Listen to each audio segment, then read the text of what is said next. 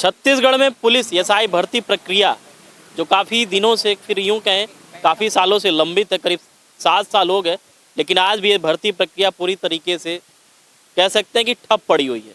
मात्र एक रिजल्ट है और उस रिजल्ट में ऐसे हजारों युवा हैं जिनका भविष्य अंधकार में। महज इनका जो इंटरव्यू का रिजल्ट आना है वो बाकी है, लेकिन लगातार ये लोग सरकार से गुहार लगा रहे हैं।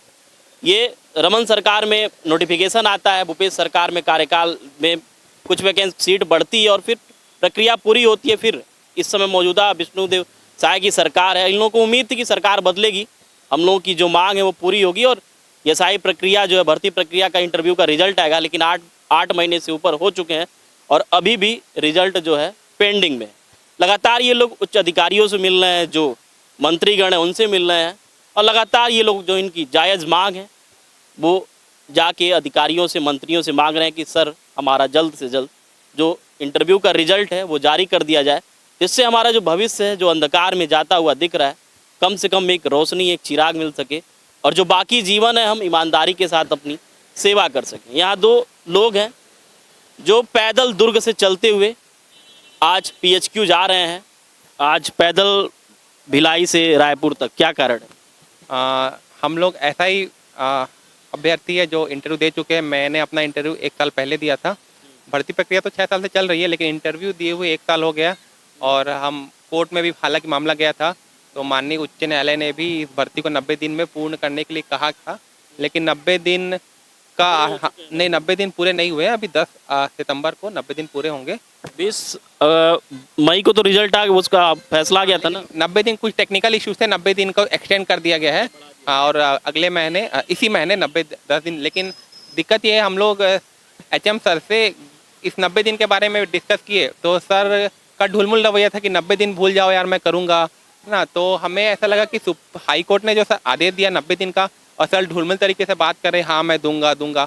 और हर बार हम जाते हैं ना ग्रुप में तो 15 दिन वाला जो है ना हम लोग को लॉलीपॉप दिया जा रहा है कि 15 दिन। तो किससे आप लोग मिल चुके हैं, किस अधिकारी से, किस मंत्री? सर पीएचक्यू जा चुके हैं 10-12 बार, होम मिनिस्टर सर से हम लोग 10-12 बार मिल चुके हैं, 10-12 बार, है ना। और बार 10-15 दिन का लॉलीपॉप दिया जा रहा है। और सर भाई अगर 15 दिन है तो डेट बता देना कि ये 15 दिन में इस दिन पूरा होगा। ये तो वो 15 दिन वाला खेला तो भी आप लोगों की काफ़ी अधिक संख्या सुबह से लेके उनके आवास में मौजूद। क्या मुलाकात हो पाई? 33 जिलों से 500 विद्यार्थी आए थे जो इंटरव्यू दे चुके हैं कल, और हम लोग 8 घंटा सर का वेट किए और सर आए और मुलाकात हुआ। लेकिन वो आश्वासन, एक झूठा आश्वासन जो हर बार दिया जा रहा है 15 दिन का, हम लोग मानसिक रूप से इतने प्रताड़ित है ना, आप समझ ही नहीं सकते। हम आगे एग्जाम का तैयारी तो कर रहे हैं, लेकिन इस एग्जाम में जो हमने मेहनत किया, खून पसीने किया, उसका रिजल्ट कब आएगा? और तो मतलब बिल्कुल घर वाले, मैंने जब फॉर्म भरा था तो मैं 31 साल का था, आज मैं 37 साल का हूँ। शादी हो गई? शादी हो गई जी, मेरी शादी इसी बीच हुई है ना। लेकिन जो मानसिक प्रताड़ना हमको मिल रहा है ना, सर ने डबल इंजन की सरकार कहा जाता है ना, तो ये इंजन तो ठप पड़ा है ना।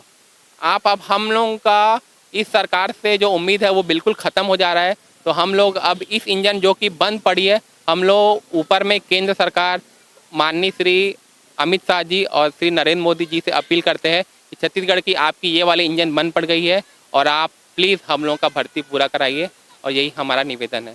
जैसे 20 में भी आप लोग पिछले महीने मुझे लगता है कि कैंडल मार्च निकाले थे। हम लोग कम से कम 4 बार कैंडल मार्च निकाल चुके हैं, लेकिन कोई भी नहीं आता कैंडल मार्च में, कोई भी नहीं आता। कोई पद इसमें कितना है? सांत्वना भी नहीं देता हमें। पद इसमें कुल 975 पद है और 1400 अभ्यर्थी इंटरव्यू दे चुके हैं। ये किस वजह से मतलब रिजल्ट रुका, क्या रीज़न लग रहा है? जैसे आप लोग लगातार उन लोगों से मिलते होंगे, उनका कुछ बयान आता होगा, फिर आप लोग भी बुद्धिजीवी वर्ग से आ रहे हैं, लगातार मेहनत कर रहे हैं, तो क्या कुछ लग रहा है, किस वजह से, क्या रीज़न हो सकता? एक तो राजनीति है, जो भाजपा कांग्रेस की राजनीति है। आप लोग राजनीति करिए, अपने स्तर पर करिए, हम लोग स्टूडेंट को मत फंसाइए। हम लोग पिसते जा रहे हैं। हम ना बीजेपी वाले हैं ना कांग्रेस वाले हैं, हमें भाई जॉब चाहिए। अभी जो सरकार है हम तो उसी से निवेदन कर सकते हैं ना। कांग्रेस की सरकार थी तो हम उनसे निवेदन किया, ये सरकार है हम इनसे निवेदन कर। भी बातें आते हैं क्या कि जब मंत्रियों से आप लोग मिलते हैं, बातचीत करते हैं कि जो पुरानी सरकार की प्रक्रिया है उसमें दोषारोपण तो हमेशा होता ही है ना। दोषारोपण तो वो तो उनका राजनीतिक खेल ही है भाई। आप करो दोषारोपण करो भाई, कुछ भी करो यार, लेकिन हम लोग मेहनत कर रहे हैं। अब बताओ, जब विधानसभा चुनाव आता है तो चुनाव आयोग क्या करता है, पहले से डेट निर्धारित करता है कि भाई ये दिन चुनाव होगा, इस दिन मतगणना होगा, इस दिन आएगा, है ना। तो भाई आप लोगों का और आप लोग विधानसभा लोकसभा चुनाव में भी ईवीएम हैक हुआ, धांधली के आरोप लगते हैं, तो आप लोगों का जो विधानसभा क्यों नहीं रुकता? भाई आप लोगों का भी रुक जाना चाहिए, भाई आप लोगों का रिजल्ट भंग हो जाना चाहिए, विधानसभा रिजल्ट रुक जाना चाहिए, चुनाव भंग हो जाना चाहिए, लेकिन आप लोगों का रिजल्ट नहीं रुक रहा और हम लोग दबे कुचले विद्यार्थी है तो हमको दबाए जा रहे हैं। क्या नाम है भाई आपका? मेरा नाम है हितेश कुमार धनकर। कितनी उम्र हो गई है? मेरा अभी 29 साल हो गया है। जब फॉर्म भरा था तो मैं उस समय 24 साल का था, अभी 29-30 साल होने जा रहा है जी। कैसा प्रेशर झेलते होंगे? जैसे अब उम्र ऐसी है कि बहुत से एग्जाम से अब उम्र सीमा पार हो चुकी है। ऐसा लगता है सर कि अब आगे मेरे जीवन का क्या होगा। मैं अभी गांव से बिलोंग करता हूं, तो ऐसा है कि मैं अपना घर नहीं जा सकता, अपने गांव वालों को क्या मुंह दिखाऊं। मैं असफल चेहरा लेके नहीं जाना चाहता ना, मैं अपने माँ बाप को वही उदासी चेहरा नहीं दिखाना चाहता। मैं कुछ अचीवमेंट पाने के लिए घर से निकला था, अब वो अचीवमेंट मुझे मिला नहीं है, मैं सड़कों पे भटक रहा हूँ। आज मुझे पैदल चलकर 8 घंटा पैदल चलकर दुर्ग से रायपुर आना पड़ा। लगातार हम लोग 1 साल से मांग ही कर रहे हैं, तो मैं कैसे इस उदासी भरे चेहरे को लेकर अपने घर वालों के सामने जाऊँ? उनको देख के मुझे देख के वे लोग तो दुख होंगे ना। मैं जब अभी गया था मेरी माँ रोने लग गई थी, तो मुझे कैसा लगता होगा, मेरे घर वालों को कैसा फील होता होगा ये सब चीज़ देख के। अच्छा, जब मंत्रियों से मिलते होंगे आप लोग, अधिकारियों से मिलते होंगे, तो एक उम्मीद की किरण जगती होगी। उम्मीद तो सर हम लोग को वही है कि हर बार 10-15 दिन में आ जाएगा, आने वाला है, आश्वासन बस मिलता है। आश्वासन बस मिलता है। लेकिन हम सोचें इस बार कि हम आश्वासन नहीं चाहिए सर, आश्वासन बहुत देख लिए, 1 साल हो गया आश्वासन के चक्कर में, अब हमें फाइनल रिजल्ट चाहिए। इसी वजह से हम लोग अभी PHQ जाने वाले हैं, पैदल मार्च लेके रायपुर तक पहुंच गए हैं, यहाँ से फिर पैदल चलकर हम लोग PHQ जाएंगे। जैसे आपके जो साथीगण हैं वहाँ पे संख्या उनकी 400-500 करीब वहाँ मौजूद हैं, और आगे की क्या रणनीति होगी आप लोग? आगे की रणनीति हम लोग बनाएंगे, अभी बहुत सारी रणनीतियाँ बनी हुई है, उस पर अभी अमल करना है। जैसे कल के समय में हम लोग रायपुर सिटी में भीख मांगने का कार्यक्रम किए हैं।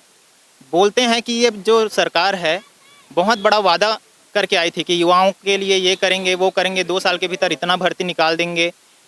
नई भर्ती तो छोड़ो सर, पिछले जो 6 साल से चली आ रही है भर्ती वो भी पूरा नहीं कर पा रही है। साल भर होने जा रहा है सरकार को, अभी तक पुरानी भर्ती ही कंप्लीट नहीं हुई, तो नई भर्ती कहाँ से निकालेंगे? आप देख रहे हैं छत्तीसगढ़ का क्या हाल हो रहा है, युवा लोग परेशान हो गए। ये ऐसी सरकार है कि बोलती तो है कि युवा हमारे देश की शक्ति है, वो है, लेकिन उसी युवाओं की भावनाओं को नहीं समझ पा रही है। अच्छा, बहुत से ऐसी अभ्यर्थी जिसमें कह सकते हैं कि लड़कियां भी हैं, महिलाएं भी हैं, और दूर दराज के क्षेत्रों से आती हैं, कई बस्तर से भी हैं, क्योंकि लगातार हम आप लोगों के बीच कवर करते आ रहे हैं।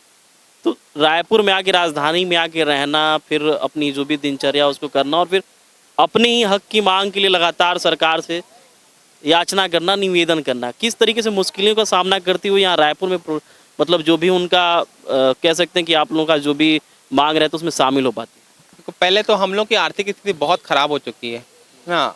हर बार हर कोई एग्ज़ाम देते, और ये इसी एग्ज़ाम का हाल नहीं है, हर एग्ज़ाम में क्या होता है कि अभी जो कांस्टेबल का एग्ज़ाम हुआ, कांस्टेबल का जो फॉर्म आया 3 महीना हो गया, अब वो बच्चों का अभी तक फिजिकल हो जाना था, तो कांस्टेबल का जो 4000 पद के लिए अभी आया वो भी 4-5 साल चलेगा। हर भर्ती यहाँ 4-5 साल बस विधानसभा चुनाव के पहले भर्ती हो जाएगा, क्योंकि विधानसभा चुनाव के पहले क्या होता है वो वोटिंग वगैरह का रहता है, तो लॉलीपॉप मतलब दिया जाता है, वोटिंग लॉलीपॉप के लिए।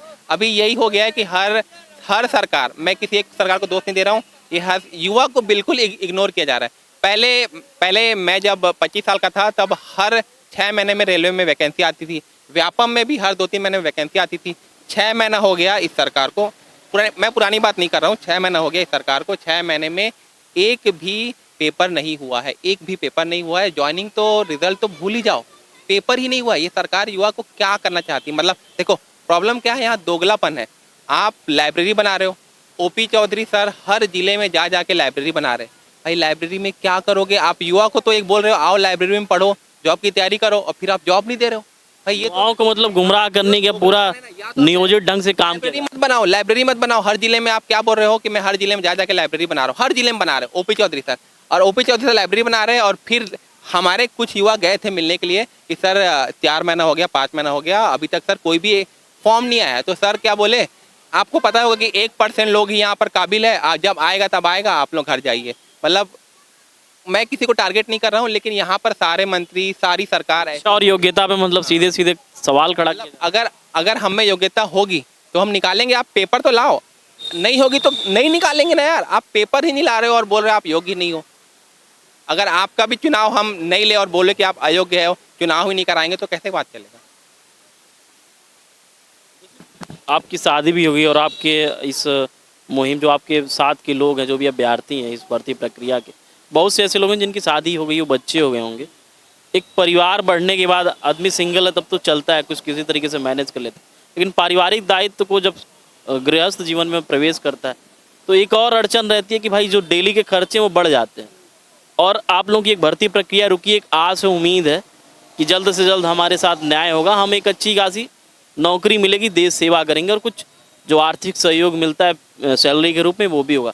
इस प्रेशर को आप कैसे मतलब हैंडल कर? मैं तो मेरी खुद की कोचिंग क्लासेस है, मैं बच्चों को पढ़ाता हूँ, ठीक है, तो मुझे अच्छा भी लगता है पढ़ाना। आर्थिक परिस्थिति देखो, मैं एक और चीज़ रखना चाहता हूँ कि ना, ये भर्ती जब रिजल्ट आएगा, जरूरी नहीं कि मेरा सिलेक्शन हो जाए, जरूरी नहीं कि इस भाई का सिलेक्शन हो जाए, लेकिन रिजल्ट आएगा, मैं जो मेंटल ब्लॉक में फंसा हुआ हूँ ना, वो मैं यहाँ से निकलूंगा, मैं आगे बढ़ूंगा। हाँ, मैं इस मेंटल ब्लॉक में फंसा हूँ, कुछ नया योजना नहीं बना पा रहा हूँ, मैं अपने कोचिंग को और आगे नहीं बढ़ा पा रहा हूँ कि कल मैं रिजल्ट आएगा, मैं बच्चों को क्या होगा, बच्चों को मैं बीच मध्याह्न में छोड़ के भाग जाऊँ क्या, मुझे गिल्टी फीलिंग होगा। तो मैं चाहता हूँ कि कुछ पक्का रिजल्ट आ जाए, मेरा हो या ना हो। मैं ये नहीं बोल रहा मेरा ही हो जाएगा रिजल्ट आएगा तो, लेकिन भाई मेरा होगा, मैं इस मेंटल ब्लॉकेज से फंसूंगा।